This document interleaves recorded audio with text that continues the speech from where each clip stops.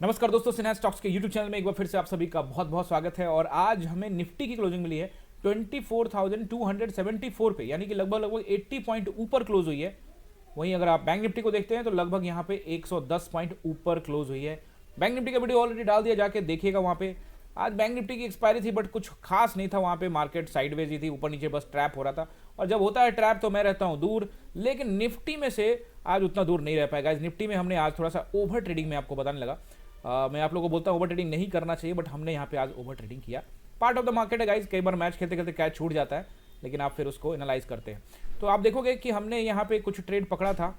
और एक जब ये बाजार यहाँ से आप देखोगे, ये मैं आपको एग्जैक्ट बताता हूँ कैसे पकड़ा, क्यों पकड़ा, कुछ लॉजिक वगैरह था वो सब भी समझा रहा हूँ। देखो, पहले तो मैंने यहाँ पे एक ट्रेड पकड़ा।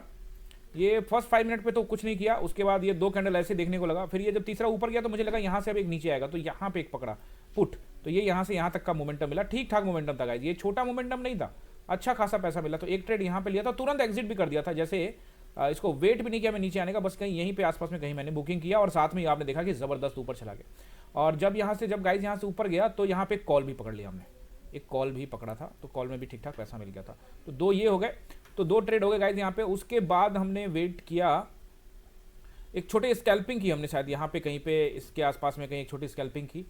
और फिर उसके बाद वापस से यहाँ पे एक कॉल पकड़ा गाइस, यहाँ पे एकदम ठीक इसी जगह पे, बिल्कुल नीचे से तो नहीं पकड़ा, यहाँ पे पकड़ा, इस कैंडल का जहाँ पे ओपन हो रहा है लगभग। पहले ये नीचे गया एंड देन ऊपर जाने लग गया, तो मुझे एहसास हुआ कि शायद ये ऊपर जाएगा, पकड़ लिया, लेकिन निकल गया पहले ही यहीं के आसपास, लेकिन ये गया ऊपर तक। तो ये अपने हिस्से में इतना नहीं आया, लेकिन ठीक है, ये भी अच्छा था, ये भी अच्छा प्रॉफिट देकर गया।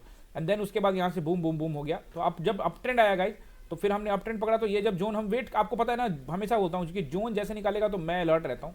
तो एक बड़ा कैंडल जैसे निकाला तो इसका पीछा नहीं किया मैंने, वेट किया और ये इसको मैंने पकड़ लिया था। लेकिन ये जो कैंडल है ना, इसको पकड़ा मैंने बैंक निफ्टी में। मुझे लगा बैंक निफ्टी में वो तेज जोन ब्रेक होने वाला, लेकिन वहाँ पे हम लोग ट्रेड बना लिया और निफ्टी को अवॉइड किया। बट बैंक निफ्टी वहाँ पे साइडवेज हो गया और ये तेजी से निकल गया, बट ये ट्रेड छूट गया।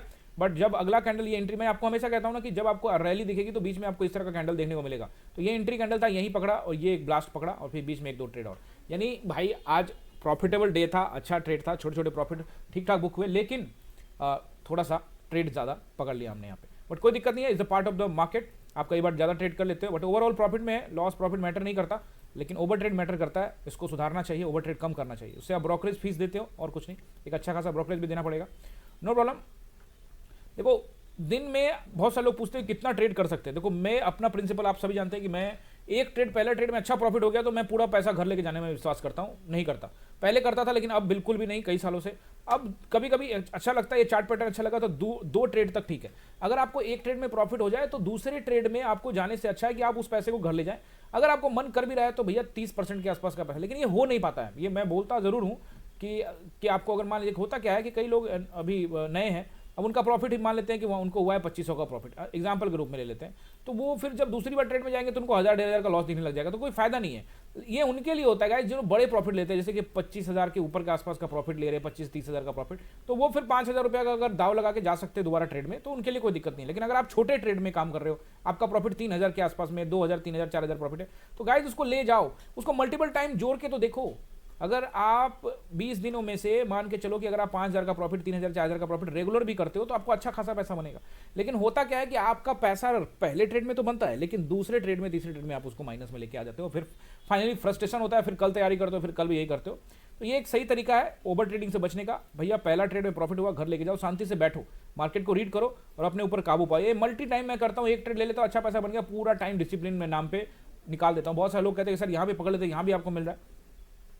क्लास के अंदर में मैं बहुत सारे कॉल्स यहाँ पे पुट्स वगैरह देता रहता हूँ, लेकिन पर्सनली जब मुझे लेना होता है तो मैं एक बार प्रॉफिट हो गया तो गाइज मैं अवॉइड करता हूँ। बट आज मैंने किया, क्योंकि देखोगे आप पिछले 3 दिनों से मार्केट साइडवेज में था। कल भी मैंने काफ़ी एग्रेसिव ट्रेड किया था, कल भी अच्छा प्रॉफिट था, लेकिन आज भी मैंने थोड़ा एग्रेसिव ट्रेड किया और थोड़ा सा लॉट यहाँ पे ज़्यादा हो गया, मतलब ट्रेड थोड़ा ज़्यादा पड़ गया। यहाँ पे 6 के 7 के आसपास में ट्रेड लिया मैंने गाइज। चलो कोई दिक्कत नहीं है, part of the market. And now यहाँ पे हम लोग एंट्री कैंडल तो मैंने आपको समझाया। यहाँ पे अब हम चलते हैं यहाँ पे वन डे टाइम फ्रेम में। एक बार आप लोग यहाँ सपोर्ट एंड रेसिस्टेंस को नोट कर लीजिए। अगर आप देखोगे वन डे टाइम फ्रेम में तो आप बोलोगे सर ये मार्केट तो कहीं गया नहीं, जहाँ है वहीं है। बिल्कुल, इन्वेस्टर के नज़रिए से आप देखते हो तो वहीं के वहीं खड़ी है। अभी आप जरूर देख रहे होगे कि कुछ स्टॉक्स हैं लाइक जैसे कि डिफेंस सेक्टर में कुछ उछाल हो रहा है, क्योंकि देखो रसिया से भी डील हो सकती है। अभी 7 या 9 तारीख को, शायद 8 या 9 तारीख को राजनाथ सिंह रसिया के लिए जा सकते हैं, तो उनके साथ कुछ अच्छी डील होती है। उसी डील के चक्कर में ये बाजार ऊपर ऊपर जा रहा है, तो आप बहती गंगा में हाथ धो सकते हो। तो डिफेंस का स्टॉक्स जो है वो कुछ स्टॉक्स आप उसको पकड़ सकते हो, चार्ट पैटर्न को ध्यान में रखते हुए इंट्राडे में पकड़ सकते हो। और गाइस अगर कोई स्टॉक आपको अच्छा लग रहा है ना, तो आप इंस्टेंट कमेंट भी कर सकते हो हमारे इंस्टाग्राम वाले चैनल पे जाके। इंस्टाग्राम पे आप इंस्टेंट कमेंट करिएगा, वो कमेंट का जवाब मैं आपको कोशिश करूंगा कि इंस्टेंट उसी वक्त में आपको जवाब देने का कोशिश करूंगा। हमारी टीम रहती है तो वो कोशिश करेगी कि वो सवाल आपका मेरे पास पहुंचे और मैं उसका जवाब आपको देने का कोशिश करूंगा। आप नीचे यहाँ कमेंट बॉक्स में भी यहाँ पे एक सवाल डाल सकते हैं, तो अगले वीडियो में मैं कोशिश करूंगा कि आपके सवाल का आंसर दे सकूँ। कमेंट में भी आपका जवाब दूंगा, और आपके कोई आपका सवाल है स्टॉक को रिलेटेड तो अगले वीडियो में उसको डालने का कोशिश करूंगा। और हो सकता है कि उस वीडियो, अगर आपका कोई स्टॉक है, जैसे कि आप स्टॉक के बारे में जानना चाहते हैं, तो उसके लिए एक मैं रील भी बना दूं, तो आपको कमेंट में बता दिया जाएगा कि भैया ये सवाल पूछा था, इसका रील बन गया है। तो आप ऐसा भी कर सकते हो। तो मैं ऐसा कुछ शुरू करने जा रहा हूं, तो आप चाहे तो अपना सवाल पूछ सकते हैं। अब सपोर्ट एंड रेसिस्टेंस जैसा कल बताया था वैसा रहेगा। तो वापस यहाँ पे नोट कर लीजिए, यहाँ पे 274 यानी 274 के आसपास में क्लोजिंग मिली है। तो यहाँ पे सबसे अच्छा जो मुझे रेसिस्टेंस दिख रहा है वो दिख रहा है 330 का। ओके, 24,330 एंड देन 360, ये दोनों 30-60 ये दोनों नंबर इंपॉर्टेंट रहेगा। ठीक है, 30 पॉइंट का अंतर है, बट ये दोनों इंपॉर्टेंट है। अगर 360 को निकाले यानी 360 को निकाला तो 460 याद रखिएगा। या मैं आपको पहले भी बोल चुका हूं कि ये जोन में बाजार को कामकाज करना सही है, और ये जब ये जोन में कामकाज करके फिर ब्रेकआउट करेगा तो फिर ऊपर के चांसेस बढ़ेंगे। फिर हम लोग वेट करेंगे 24,660 का नंबर, और जब 24,660 को निकालेगा तो 24,800 का नंबर। तो ये आने वाले टाइम के लिए फिलहाल आपको ये रेसिस्टेंस नोट करना है 360, 460। अगर 460 भी गाइस ब्रेक होता है फ्लो में तो फिर 527 का एक स्ट्रॉन्ग रेसिस्टेंस आपको मिलेगा।